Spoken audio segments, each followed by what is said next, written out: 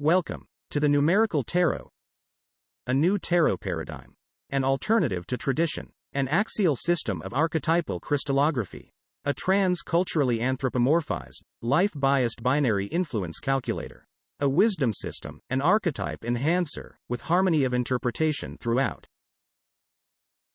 The content of all the videos in this series are excerpts, edits and brief summaries from the eBooks All Things Are Numbers and All Things Are Patterns, links below. For a more complete explanation of each idea, additional reading might be helpful. Hopefully the basic ideas come across enough to pique your interest in trying this alternative approach to tarot.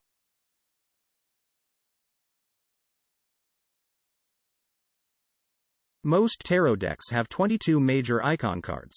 The Numerical Tarot only has 18. What gives? How can this be tarot? Actually, the observant enthusiast will acknowledge that the Numerical Tarot also has 22 majors. The only difference is in how this deck chooses to arrange those 22 ideas. In the Numerical Tarot deck there are 18 major icons, consisting of 2 opposing rows of 9. The 4 cards that are left over are considered to be a completely separate grouping within the deck, which is called the quaternary. A topic covered in the previous video of this series. The deck that this system calls the quaternary is made up of the 4 cards left over, after this system whittles the major icons of traditional tarot down to only 18. But the Numerical Tarot is not traditional, so from that perspective, there really isn't anything left over.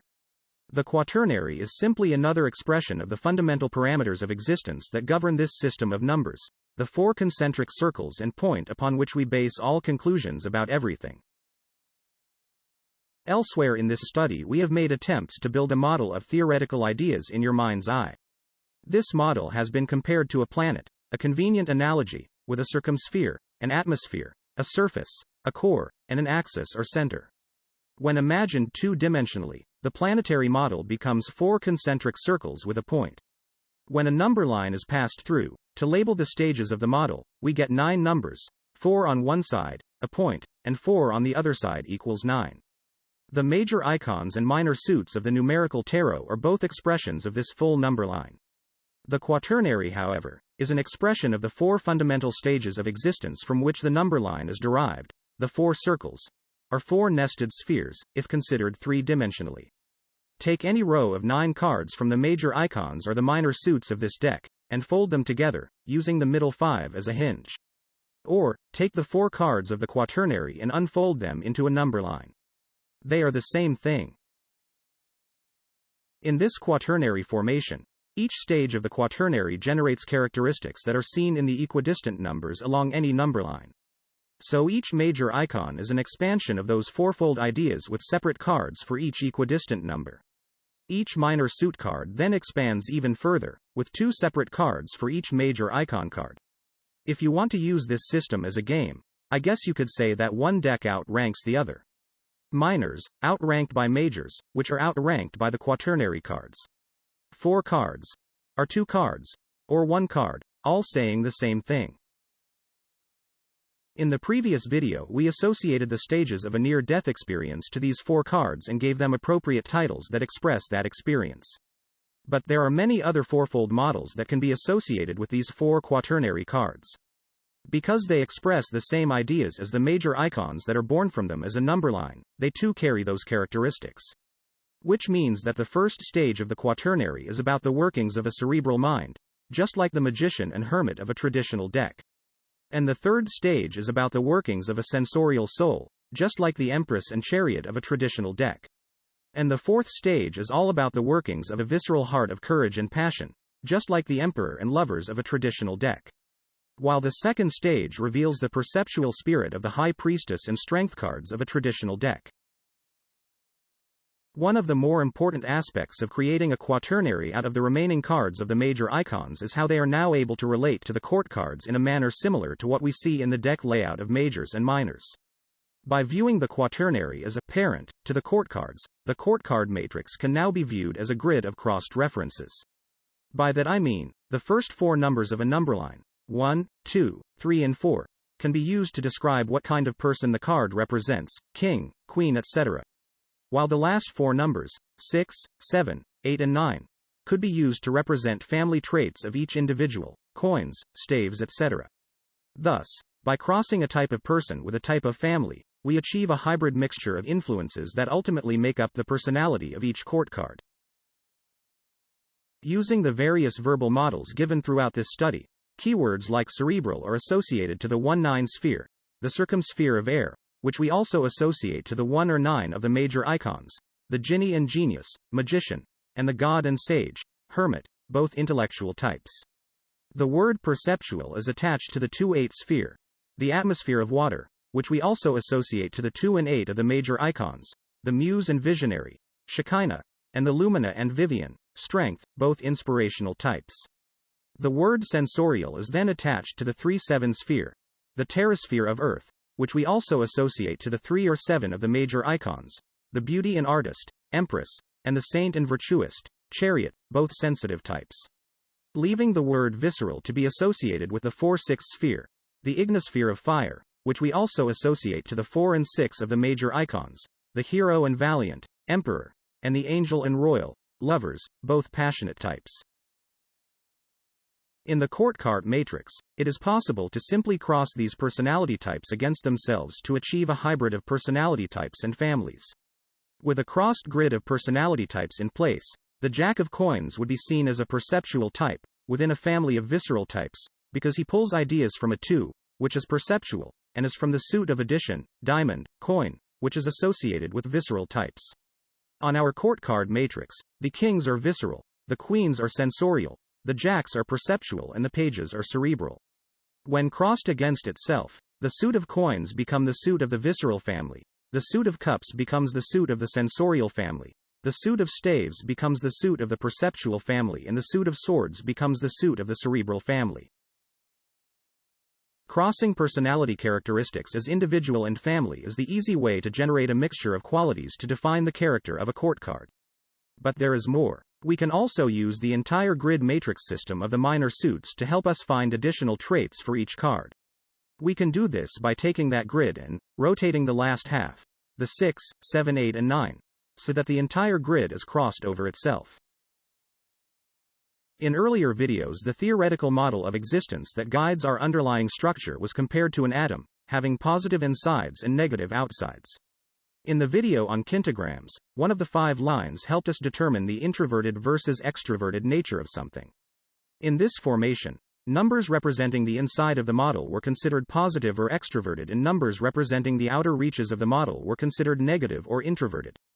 This means that as we choose to cross the 2 halves of the minor grid, we also cross these positive versus negative or introverted versus extroverted traits.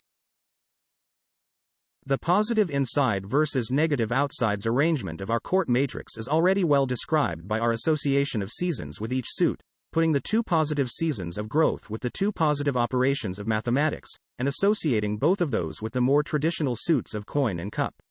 And then finishing that with the negative seasons of decline being put with the 2 negative operations of mathematics, and associating those with the more traditional suits of stave and sword. This is how the suits become positive or negative, that's positive and negative. Not good and bad. There is good positive and bad positive and good negative and bad negative in this arrangement. So, as suits acquire both a positive and negative aspect, so do the individual personalities of page, jack, queen and king, when we take that same positive versus negative pattern and rotate it 90 degrees. When we rotate the positive inside versus negative outsides arrangement over our court matrix, we see how the page and jack of the court are negative and the queen and king are positive. Again, that's positive and negative, not good or bad. When we additionally consider our original premise, that the 16 court cards are created by taking a number line and crossing it over itself, so that it is a 4x4 grid, we see how the family traits of all the coins come from concepts held by the various forms of a 6. Thus, the Jack of Coins is seen as a combination of a positive 2, because it is from the positive suit of coin, while also being a negative 6, because it is drawing influence from the 6 of staves crossed over it. In this way, the Jack of Coins is forthright because he represents the direct aspects of a positive 2, and also philanthropic because he represents the divestive aspects of a negative 6. Thus, each court card is a combination of 2 numbers, as well as 2 suits, or positive versus negative influence. And all the names for each card are carefully constructed to use vocabulary that accurately describes the essence of each number, and its positive versus negative aspect, for each card. If we use the tools provided in this study for describing fundamental personality types and combine that with the rest of the numerology being presented, we have a tool for determining character personalities of a court full of people. Here is a chart showing how these overlapping influences create a court of characters. For example, the insidious totalitarian, King of Swords in a traditional deck, is a court card. In this crossed or overlapped minors 4x4 grid matrix configuration, it combines the numbers 4 and 9. Because I choose to illustrate the bad side of the negative cards, in this case swords, you should expect to encounter the worst of each of these two numbers. Thus, we combine ideas similar to that of the feeble victim, death, or villain and victim, 4, and the monopolist megalomaniac, hermit reversed, or god and sage reversed, 9. A bad negative 4 is weak and vulnerable. A bad positive 9 represents a culmination of everything that is too much, or an attempt to have everything culminate at your feet. Hence, this court card becomes the insidious, damaging, 4, totalitarian, megalomaniac, 9. The affectionate conduit is a court card, the Queen of Cups in a traditional deck. The affectionate conduit combines a 3 and a 7, so we should expect to encounter ideas similar to that of the winsome beauty, empress, or beauty and artist, 3, and the blessed guru, chariot, or saint and virtuist, 7. As a 3, she is not naked, like my winsome beauty, but her voluptuous figure is a sensual delight on display. She is sensual and tactile, a touchy-feely lover. She too is about nature and creation. But she is also a 7. So whereas a 3 is about physical touch and conscious feelings, a 7 is about mental touch and subconscious feelings, aka spirituality. She is in touch with the spiritual side of things. She connects with, or touches, God or whatever. So she is an affectionate, 3, conduit, 7. Let's do another one. Let's go back to that forthright philanthropist, Knight of Coins in a traditional deck, another court card.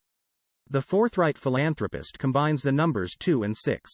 Again, because I choose to illustrate the good side of positive cards, in this case coins, we should expect to encounter the best of each number. Thus, we combine the influence of an animated visionary, high priestess, or muse and visionary, 2, and a magnanimous stranger, demon reversed, or devil and reject reversed, 6. A good positive 2 is all about direct motion. A good negative 6 is all about the voluntary decreasing of quantities, i.e. giving away, atonement or generosity. Hence, this court card becomes the forthright, direct, 2, philanthropist, voluntarily decreasing one's personal quantity of wealth, 6. Okay, one more. The dilatory neurotic, page of staves in a traditional deck, is another court card. The dilatory neurotic combines the numbers 1 and 8.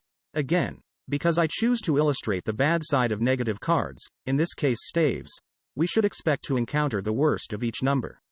Thus, we combine the influence of an ignorant fool, fate wheel reversed, or jinx and idiot, 1, and a hopeless sickling, star reversed, or wraith and sickling, 8. A bad negative 1 is slow, dim-witted, fatalistic and procrastinatory. A bad negative 8 is all about failing energy and the pessimism that goes with it. Hence, this court card becomes the dilatory, stupid, fatalistic, 1, neurotic, phobic, pessimist, 8. That's enough for now. I'm sure that to many traditionalists, this system for figuring out the personality of a court card will be thought of as not satisfactory. Many will reject the idea that a court card can have two different suits associated to it. To them, the court cards extend off the end of each suit, right after the 10, and should therefore only have one suit associated to them. But, to the numerical tarot, the court card matrix is actually an entirely separate deck within the deck, just as the quaternary is not exclusively part of the major icons, but is really a completely separate deck within the deck, just as the minor pips are a separate entity from that of the major icons. It is a different paradigm that will probably take traditional minds some effort to adopt. But I think the benefits are there. Each deck within the deck is separate, but at the same time interrelated, by virtue of describing the same fundamental parameters of existence in different ways. That's all for this video. Thanks for watching. Hope it made sense. Links to eBooks, decks and merchandise below. And If anyone is interested in drawing a deck based on this system of organization, don't hesitate to contact me for a collaboration.